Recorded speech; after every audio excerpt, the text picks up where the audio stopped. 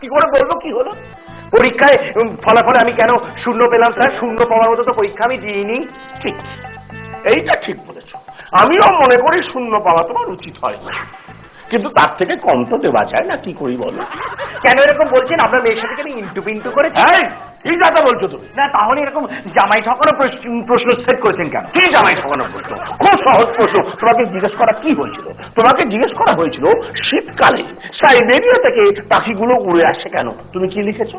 ঠিকই তো লিখেছি, সাইবেরিয়া থেকে উড়ে আসে কারণ তাদের কাছে ভাড়া নেই প্লেনের টিকিট কাটার মতো, তাই উড়ে আসে। চমৎকার চমৎকার। তোমাকে প্রশ্ন করা হয়েছিল গত শতাব্দীর বিজ্ঞানীদের সম্বন্ধে তুমি কি জানো? এটাও কি ভুল উত্তর দিলাম? গত শতাব্দীর বিজ্ঞানীরা সকলে মারা গেছেন, কেউ বেঁচে নেই। বাহ বাহ বাবা, এইটুকুই তুমি খালি জানো। তোমাকে জিজ্ঞাসা করা হয়েছিল যে মেরু প্রদেশের দুটো প্রাণীর নাম লেখো, তুমি কি লিখেছো? লিখেছি তো ঠিকই, ওই একটা হলো শ্বেত বল্লু, আরেকটা শ্বেত বল্লু। বাহ বাহ অপূর্ব। তোমাকে একটা সহজ অঙ্ক দেওয়া হয়েছিল, একটা গরু দিনে 3 লিটার দুধ দিলে সপ্তাহে সে কত লিটার দুধ দেবে? তুমি উত্তর দিয়েছো 16.5 লিটার। তার মানে আমি একটা আধা সরকারি গরু ধরে নিয়েছি। আধা সরকারি গরু মানে? স্যার আমি সোম থেকে শুক্র 5 দিন ফুল মানে 3 লিটার করে দুধ ধরেছি আর কি, আর শনিবার হচ্ছে হাফ ডে, তার মানে 1.5 লিটার, তার মানে 3 5 15 আর 1.5 16.5। বাবা খুব কঠিন অঙ্ক করলাম, আর রোববার তো ছুটি। তোমার বন্ধু, তোমাকে বলা হয়েছিল গরু, সরকারি আধা সরকারি এসব তোমায় কে ভাবতে বলেছিল? তারপর তোমাকে প্রশ্ন করা হয়েছিল তাজমহল কে তৈরি করেছে, তুমি কি লিখেছো? স্যার এটাও তো কোনো ভুল কথা লিখিনি, মিস্ত্রিরা বানিয়েছে। অসহ্য।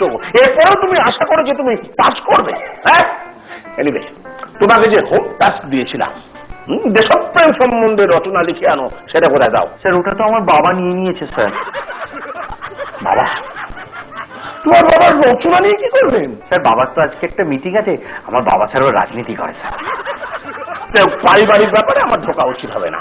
আচ্ছা, তোমাকে যে প্রশ্ন করে, আমি তোমাকে নতুন প্রশ্ন করি, এমন একটা বস্তু বলো যা বিভিন্ন জায়গায় বিভিন্ন নামে পরিচিত।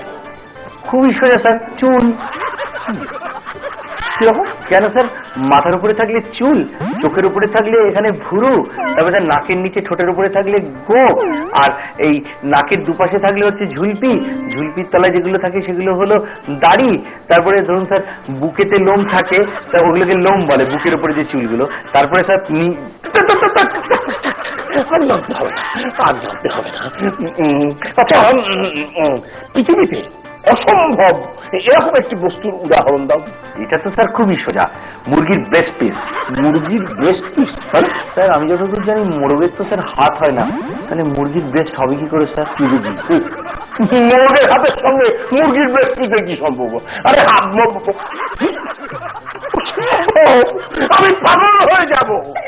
স্যার আপনি তো বলছেন আমার সমস্ত প্রশ্নের উত্তর ভুল, আমি আপনাকে 3টে প্রশ্ন করতে পারি? করো।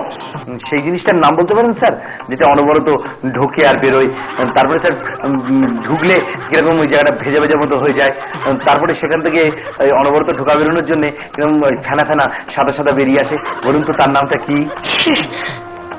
তুমি আমাকে এইসব প্রশ্ন করতে পেরেছো? কেন উল্টো পাল্টা ভাবছেন স্যার? ওটা হলো টুথব্রাশ। এবার আরেকটা প্রশ্ন করি স্যার। বলুন তো কোন জিনিসটা বাচ্চাদের দিলে বাচ্চারা খুশি হয় কিন্তু মেয়েরা রেগে যায়? Lollipop sir. বলুন তো স্যার আমি কি ধরেছি? কেন বাজে কথা বলছি? এই দেখুন স্যার 10 টাকার নোট ধরেছি। মানে এটা যে এই ধন সম্পত্তি হবে বুঝতে পারিনি। স্যার এবার বলুন তো কি ধরেছি? চাবি সিং? না। Mobile phone? তাহলে আর একটা টাকার নোট? না, আগে যেটা ভেবেছিলেন ঠিক সেটা। আপনি ওই কটা প্রশ্নের উত্তর দিতে পারলেন না, আমি অতগুলোর উত্তর দেবো কোথাটা?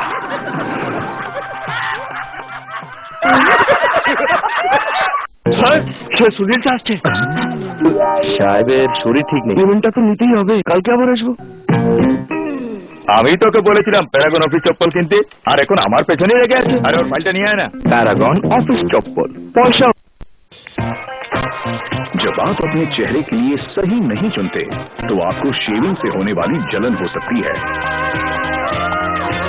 अपनाइए Gillette mark 3 turbo sensitive mark 3 high definition blades के साथ और हमारा नया इरिटेशन डिफेंस शेव जेल जो शेविंग से होने वाली जलन के 5 साइन को खत्म करने में मदद करे।